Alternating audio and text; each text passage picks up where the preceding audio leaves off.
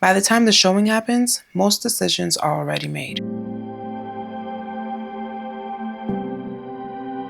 By the time the buyer walks through your listing, they've already made most of their decisions. The showing is just a formality to finalize whether or not they want to move forward with an offer. As a seller, you want to assume that before the buyer even steps into your home, they've done their research, they know your neighborhood, they know everything that they need to know.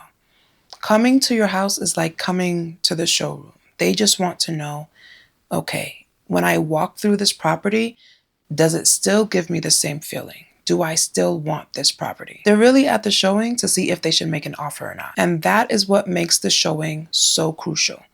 A good showing shifts the buyer's mindset from, oh, this is nice, to I need to make an offer. I need to get this before someone else does. The showing's influence lies in its ability to allow the buyer to see if all of their expectation has actually been met with the property. And you want to make sure that you're able to bridge that gap between experience and expectation when the buyer is walking through your house. Think of how we shop today. Whether you're buying a car, a dress, choosing a movie, or a restaurant, what's the first thing that every one of us does?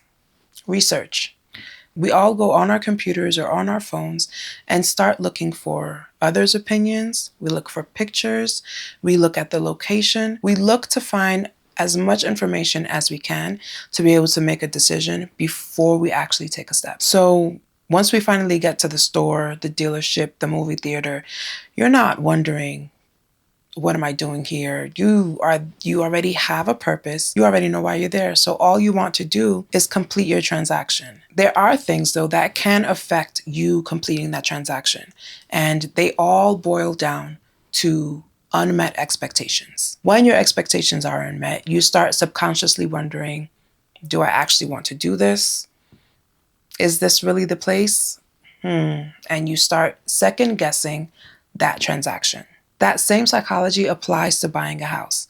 And the showing is that pivotal point. When a buyer books a showing to see a property and they get to the showing, they want to purchase that home. They want to make a purchase. As they're walking through your property, they're asking, does this match the photos? Where is my stuff going to fit?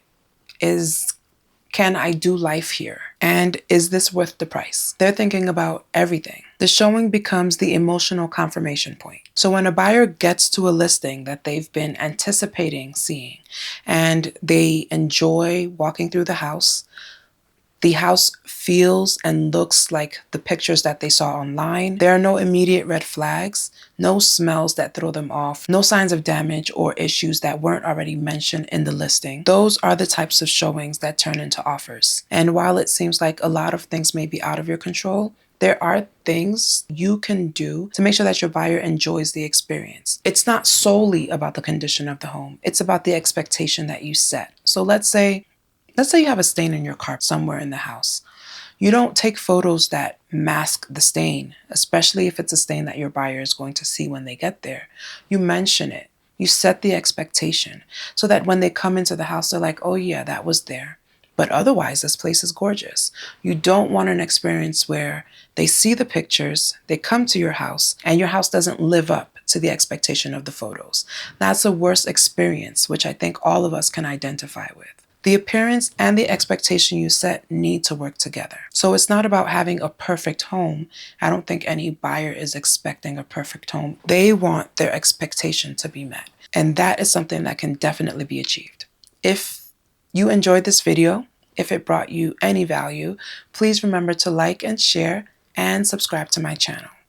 And if you are ready to sell or you've been thinking about selling and you're in the Denver metro area, I would love to help. So please feel free to reach out to me. Till then, all the best.